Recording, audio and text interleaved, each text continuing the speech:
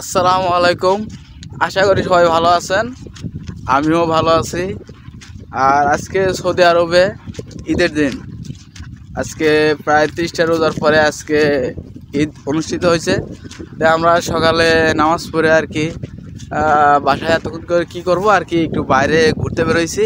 তো বেশ খানিক আসছি, আসার পরে তে অনেক ফাঁকা জায়গায় আসার পরে এখন দেখি এই যে আমার দোস্তরা আছে, একটা কবুতর দেখছো না, একটা কবুতর।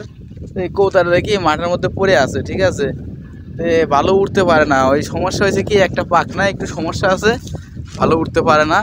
তো ধরছি আর কি, ধরছি।